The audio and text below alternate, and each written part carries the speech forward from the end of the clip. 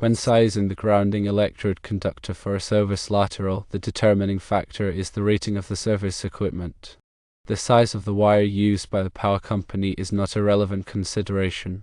The grounding electrode conductor size is determined by the size of the service entrance conductors.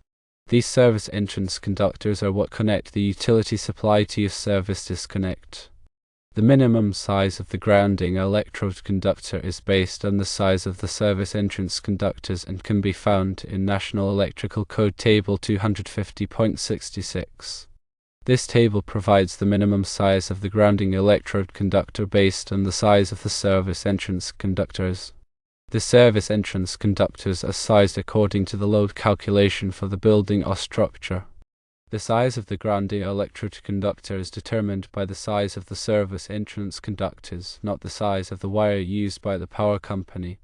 The utility company does not always follow National Electrical Code standards when sizing its service entrance conductors. The National Electrical Code provides minimum safety standards for electrical installations.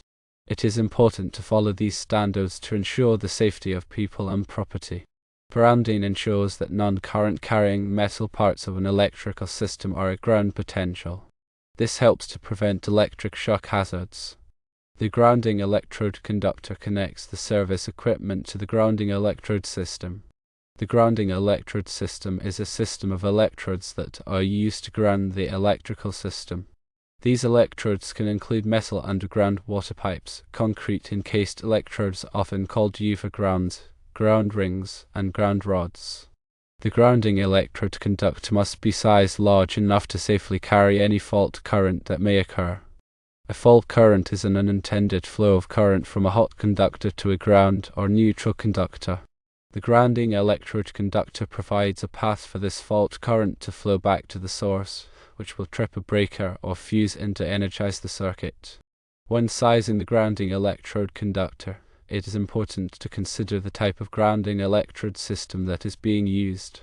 The size of the grounding electrode conductor may need to be increased if the grounding electrode system has a high impedance. Impedance is the opposition to the flow of alternating current.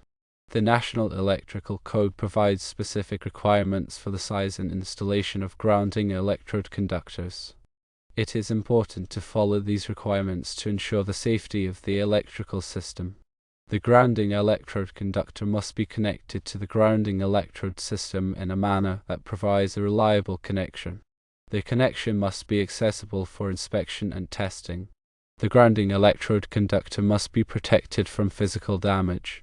If the grounding electrode conductor is installed underground, it must be protected from corrosion. The grounding electrode conductor must be continuous and unbroken. Splices are not permitted in grounding electrode conductors. The grounding electrode conductor must be identified with a green color. This helps to distinguish it from other conductors in the electrical system. The grounding electrode conductor must be installed in a neat and workmanlike manner. The installation must comply with all applicable codes and standards. It is always best to consult with a qualified electrician when sizing and installing grounding electrode conductors. An electrician can ensure that the installation is safe and compliant with all applicable codes and standards. The grounding electrode conductor is a critical component of the electrical system. It is important to ensure that it is properly sized and installed. Failure to do so can result in electric shock hazards and other safety problems. The grounding electrode conductor connects the electrical system to earth, providing a low impedance path for fault current to flow back to the source. This helps to protect people and equipment from electrical shock and damage. The grounding electrode conductor is typically made of copper or aluminum.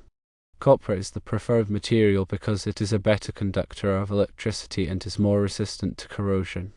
Aluminum is less expensive than copper, but it is not as good of a conductor of electricity and is more susceptible to corrosion.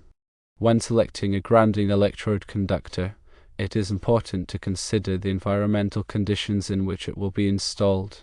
If the grounding electrode conductor will be exposed to corrosive environments such as saltwater or industrial chemicals, it is important to select a material that is resistant to corrosion. The grounding electrode conductor must be sized according to the National Electrical Code Table 250.66. This table provides the minimum size of the grounding electrode conductor based on the size of the service entrance conductors. The service entrance conductors are the conductors that connect the utility power supply to the building or structure. The size of the service entrance conductors is determined by the load calculation for the building or structure. The load calculation is a calculation that determines the amount of electrical power that will be used by the building or structure. The load calculation takes into account the size of the building or structure, the type of occupancy, and the number and type of electrical appliances and equipment that will be used. Once the load calculation has been completed, the size of the service entrance conductors can be determined.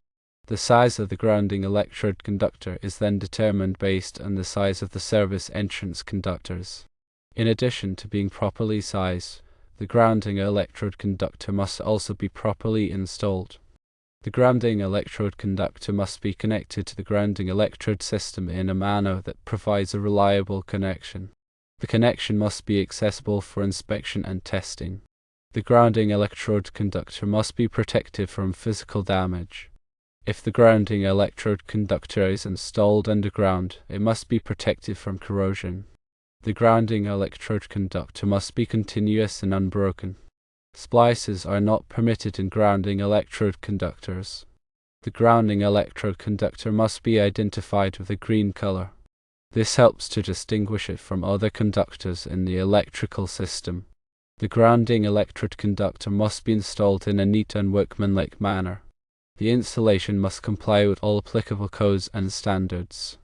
If you are not familiar with the National Electrical Code or with electrical installations, it is best to consult with a qualified electrician.